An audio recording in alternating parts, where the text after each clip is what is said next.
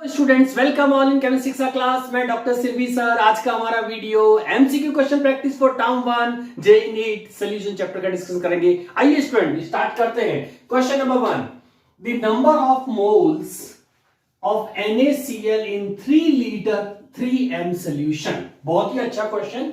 Number of moles बताने हैं जिसमें NaCl को 3 litre solution 3 molar solution strength दी गई है। स्टूडेंट्स मोलरिटी का फॉर्मूला याद करिए, number of moles upon solution volume जो होगा वो लीटर में होना चाहिए।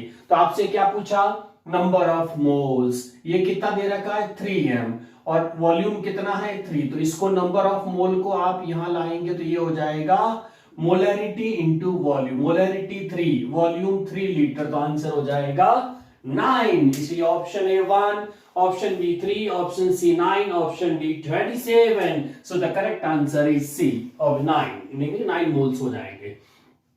Question number 2, 1 kilogram of H2O, ठीक है, contains 4 gram NaOH. The concentration of the solution is best expressed as, of course kilogram है तो मास बाई मास हो गया। ये देखो सल्यूट आपका मास में है और सॉल्वेंट भी मास में है, तो molality is the best expression. तो मोलैलिटी के लिए क्या होता है बच्चों, given mass upon molar mass into 1000 upon solvent in KG. KG में है तो फिर ऊपर 1 कर दीजिए, ठीक है। मास आपको कितना दे रखा है 4, मोलर मास कितना हो जाएगा 40, सॉल्वेंट आपके पास कितना 1 kg। ओके, सो आंसर आ जाएगा 0.1 molar small m। So option A 0.1 m small m, option B 0.1 m capital M, C 1 decimetre और डी हो जाएगा आपका 0.1 mole. So the correct answer is A 0.1 molar, है ना। तो इसीलिए इसमें molality is the best expression for mass by mass. Question number 3, the isotonic solutions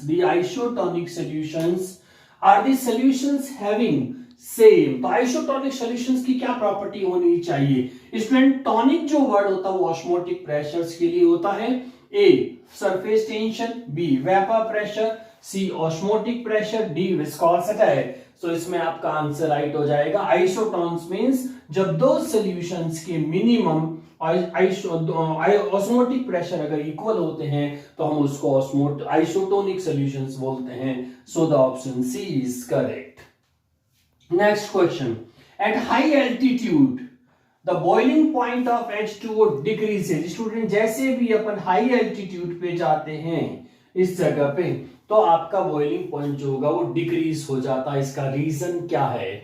first atmospheric pressure is high, option B temperature is low, option C atmospheric pressure is low and option D हो जाएगा आपका temperature is high. Student जितना अपन height पे जाते हैं तो आपका atmospheric pressure कम होता जाएगा और P डायरेक्टली प्रोपोर्शनल T होती है। अगर P कम होगा तो T भी कम हो जाएगा, वो चीज जल्दी बॉयल होगी, तो अपन कह सकते हैं atmospheric pressure is low. Question number 5, Which of the following is not colligative property? इसमें से कौन सी colligative property नहीं है। A depression in freezing point, F means freezing point, B elevation in boiling point, C osmotic pressure और D surface tension। तो इसीलिए इसमें आपको पता ही है स्टूडेंट, डिप्रेशन एलिवेशन ऑस्मोटिक होगा ही होगा, सरफेस टेंशन नहीं होगा। तो इस पे नॉट पे हाईलाइट करना है। तो ये आपके MCQs।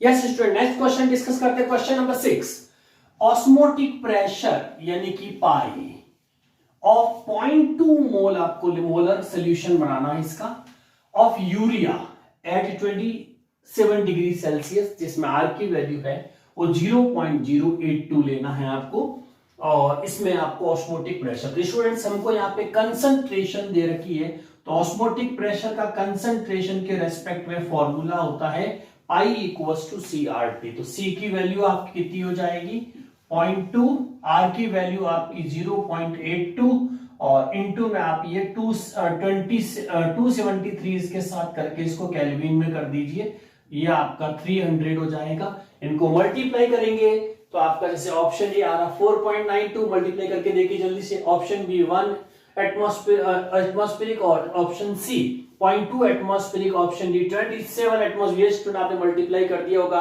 आंसर आपका आ रहा होगा 4.92। क्वेश्चन नंबर 7, इक्वल वेट, बहुत ध्यान देना, वेरी इंपॉर्टेंट क्वेश्चन है students, competition level plus term 1 में। Equal weight of M gram, यहां पे बहुत इंपॉर्टेंट है एम ग्राम, ध्यान रखना, energy concentration of the following substance were dissolved in equal amount of H2O।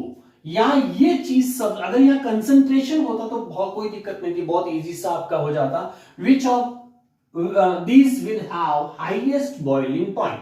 तो अपन इन जनरल जब कोई एक्सप्रेशन देखते हैं इसके अंदर, तो हमेशा ये देखते हैं कि नंबर ऑफ आइंस जिसके ज्यादा होंगे उसका आपका highest boiling point qualitative property higher हो जाए। लेकिन स्टूडेंट इसमें एम ग्राम देने से प्रॉब्लम होगी, अदरवाइज अभी आपके जो एक्सपेक्टेड आंसर जो आप सोच रहे होंगे वो यूरिया डिसोसिएट नहीं होगा, ग्लूकोज डिसोसिएट नहीं होगा, तो ये तो हो ही नहीं सकते। अब इन दोनों में NaCl में 2 आइंस बनेंगे और CaCl2 में 3 आइंस बनेंगे। अगर अपन डिसोसिएशन देखेंगे इसका तो 2 प्लस और Cl3 माइनस, तो आपके पास टोटल आइंस हो गए 3। तो इसका मतलब इसका होना चाहिए, लेकिन आपका जो ऑप्शन राइट आ रहा है वो आ रहा है सी। अब क्वेश्चन रेज होगा ये क्यों हुआ, तो इसीलिए इसमें देखेंगे क्योंकि ये जो मास दे दिया, मास अपन के पास ग्राम में, तो मास अपॉन मोलर मास करना पड़ेगा।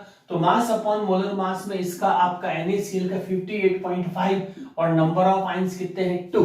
और इसी तरह से CaCl2 का देखेंगे तो CaCl2 का जितना भी मास होगा उसको डिवाइड करेंगे, मोलर मास 1 और इसके पास नंबर ऑफ आइंस 3। तो इस तरह से इसमें जो कंसंट्रेशन जो होगी वो आपकी NaCl की ज्यादा आ जाएगी CaCl2 से कैलकुलेशंस के अंदर, इस वजह से आपका NaCl आंसर राइट होगा इसके अंदर। So option C is correct. बहुत ही अच्छा question. Question number 8, which of the following pair solution can be expected to be isotonic at same temperature. Simple सा, चूंकि कंसंट्रेशन दे रखी है, बस इस क्वेश्चन में ये यहां कंसंट्रेशन होते आप भी आंसर से देख सकते थे, लेकिन एम ग्राम बहुत इंपॉर्टेंट हो गया। इसी तरह इसमें डायरेक्ट कंसंट्रेशन, तो आपको नंबर ऑफ आइंस देखने हैं, कोई भी 2 पेयर में जिसमें नंबर ऑफ आइंस इक्वल है वो आपका आइसोटोनिक हो जाएगा। तो 0.1 मोलर में NaCl के पास 2 आइंस है और यूरिया एक ही रहेगा, तो ठीक है 2 और 1। 0.1 MgCl2 के 3 आइंस, यूरिया 1, तो इसमें 3 1 हो गया। इसमें NaCl के वापस 2 आइंस और MgCl2 के 3 आइंस। कैल्शियम नाइट्रेट में नाइट्रेट के 2 और कैल्शियम का 1 यानी कि 3। Na2SO4 में Na2 के 2, SO4 का 1 यानी कि 3, तो इसमें आ रहा है 3:3। So option D is correct. तो जिसमें इक्वल आइन नंबर ऑफ आइंस होंगे वो आइसोटोनिक्स हो जाएगी, सेम ऑस्मोटिक प्रेशर आएगा एस इक्वल कंसंट्रेशन। क्योंकि R और T तो सेम टेम्परेचर पे कर रहे हैं, तो R कांस्टेंट है, T भी कांस्टेंट होगी, तो पाई डायरेक्टली प्रोपोर्शनल टू C हो जाएगी। ठीक है। Now question number 9, which pair will not form, ध्यान दीजिए, an ideal solution. Ideal solution के लिए होता है कि हाइड्रोजन बॉन्डिंग या अनइक्वल इंटरमोलिकुलर फोर्सेज जो होंगे उसके बेसिस पे होगा। तो फर्स्ट जैसे इथाइल ब्रोमाइड, इथाइल हाइड्राइड, कोई प्रॉब्लम नहीं, दोनों के अंदर वन वाला जाएगा। क्लोरोबेंजीन और आयोडोबेंजीन है तो इसके अंदर भी आपका इक्वल, क्योंकि दोनों एरोमेटिक्स हैं। बेंजीन और टोलुइन नॉन पोलर हाइड्रोकार्बन से, इसमें भी प्रॉब्लम नहीं आएगी। यहाँ पे देखो इथाइल आयोडाइड और इथाइल एल्कोहल, जिसमें हाइड्रोजन बॉन्डिंग है और एक में वंडर वाल है, तो ये आपका आइडियल नहीं होगा, तो option D is correct. Question number 10, which of the following 0.1 molar aqueous solution will have lowest freezing point। तो इसमें लोवेस्ट फ्रीजिंग पॉइंट कौन सा होगा, तो उसमें वही नंबर ऑफ आइंस देखने हैं स्टूडेंट्स, क्योंकि अपने पास इतना मोलर कंसंट्रेशन दे रखा है small m। Option A Al2SO4 thrice, तो इसमें आपका टोटल आइंस 5 हो गए। ठीक है। और इसमें ग्लूकोज का 1 ही आइंस रहेगा, सुक्रोज का 1 आइन रहेगा, इसके पोटेशियम आयोडाइड के 2 आइंस बनेंगे। So number of ions is directly proportional to the colligative property. So lowest freezing point आपका 5 आइंस में आ जाएगा। So option correct. Yes student, next question discuss करते हैं। Question number 11, camphor naphthalene balls is often used in molar mass determination because of, इसका क्या reason हो सकता है। Option A high cryoscopic constant, option B more volatile nature, option C used as solvent, option D radially available. तो इसमें students आप देखेंगे जब अपन मोलर मास डिटर्मिनेशंस करते हैं तो उसके अंदर आपका क्रायोस्कोपिक कांस्टेंट बहुत हाई होना चाहिए, तो इसीलिए कैम्फर जो है वो as a high cryoscopic constant की वजह से इसको मोलर मास डिटर्मिनेशन में यूज किया जाता है। क्वेश्चन नंबर 12, बहुत ही important question. The mole fraction of methanol CH3OH and its 4.5 molar aqueous solution है, उसमें आपको मोल फ्रैक्शंस इसके कैलकुलेट करना है। स्टूडेंट इसमें आपको इमेजिनेशन करना है, मीथेनॉल का A मोल और वाटर का आपको B मोल ले लेना है, तो मास ऑफ वाटर हो जाएगा B इंटू 18 और आपकी मोलरिटी जब कैलकुलेट करेंगे तो ये हो जाएगा A upon B into 18 into 1000, जिससे वैल्यू आ जाएगी 4.5। तो अब आपका A अपॉन B हो जाएगा 18 इंटू 4.5 अपॉन 1000 और इससे वैल्यू आ जाएगी, ये फ्रैक्शन आ गया 0.081 और 0.081 को 1 अपॉन 1 प्लस 1 अपॉन 0.81 करेंगे तो इसका जो कैलकुलेटेड आंसर स्टूडेंट्स आपका आएगा वो हो जाएगा 0.075, यानी कि इसकी वैल्यू जो होगी वो 0.075 आ जाएगी मोल फ्रैक्शंस के अंदर। जैसे option A 0.250, option B 0.250, option C 0.100, option D 0.075, so D is correct. Now question number 13, mole fraction of solute in 1 molar aqueous solution. Student यहाँ पे कितना दे रखा है, 1 मोलर एक्वस सॉल्यूशन है, तो बहुत इजी सा हो गया आपके पास में, और वाटर का 1 मोलर का मतलब 1 लीटर के लिए हो गया, तो वाटर का 1000 ग्राम लेंगे और 18 से डिवाइड करेंगे तो 55.5 मोल आ जाएगा, और सॉल्यूट का ऑलरेडी इतना ही है, तो अपन को सॉल्यूट का मोल फ्रैक्शन निकालना, तो 1 अपॉन 1 प्लस 55.5 हो जाएगा। इसको सॉल्व कर लीजिए स्टूडेंट्स, आपका आंसर जैसे ए ऑप्शन जल्दी सॉल्व करिए, A option 0.1770, option B 0.0177, option C 0.0344, option D 1.700। Yes student आपने सॉल्व कर लिया होगा और आपका आंसर जो इसके अंदर आ रहा था 13 के अंदर वो है 0.0177। Okay, question number 14, 6.02 into 10 to the power 20 molecules of urea अपन को given है are present in 100 ml solutions, then concentration of solution, तो इस solution की concentration क्या होगी। concentration का मतलब स्टूडेंट्स अपन को मोलरिटी निकालनी, मोलरिटी के लिए क्या चाहिए, मोल पर litre, volume of solution in litre होना चाहिए, लीटर में ml में है तो यहाँ पे आप जितना ml है वो लिख दीजिए और इनटू 1000 कर दीजिए, पर मोल निकालना पड़ेगा। तो मोल के लिए सबसे पहले अपन को क्या चाहिएगा, इसके अंदर की जितने नंबर्स दे रखे हैं इसको अपन एवोगैड्रो से डिवाइड कर देंगे, जिससे मास आ जाएगा, तो 6.023 10⁻23 से सीधा डायरेक्ट मोल भी आ सकता है क्योंकि उससे डिवाइड कर देंगे, 10 to the power -3 रिमेन बचेगा, तो यहाँ पे -3 और इसकी जगह 100 और इनटू 1000 कर दीजिए स्टूडेंट्स। अब इसको सॉल्व करिए फटाफट, देखिए आंसर क्या आएगा। Option A 0.001 m, option B 0.1 m, option C 0.02 m और option D 0.01 molar. Yes student, जल्दी से आप अपना आंसर लॉक करिए। नाउ जब सॉल्व करेंगे तो आंसर आएगा 0.01 m। Question number 15, the negative deviation from Raoult's law is observed in which of the following binary mixers।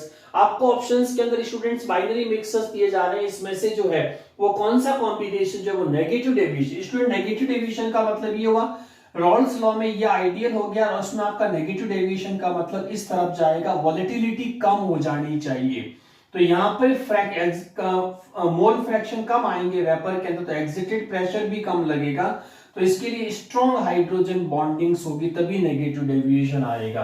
तो अल्कोहल एसीटोन में नहीं हो पाएगा, बेंजीन और टोलुइन में भी नहीं हो पाएगा, वंडरवाल फोर्सेस है, एसीटोन और क्लोरोबेंजीन के बीच में क्लोरोफॉर्म के बीच में हाइड्रोजन बॉन्डिंग्स होती है, तो ये सोल्यूशन नेगेटिव डेविएशन शो कर सकता है। वापस chlorobenzene bromobenzene is ideal solution, so option C is correct for that. तो स्टूडेंट्स ये आपके थे सॉल्यूशंस के प्रैक्टिस क्वेश्चंस, लाइक से सब्सक्राइब करिएगा। Thank you for joining.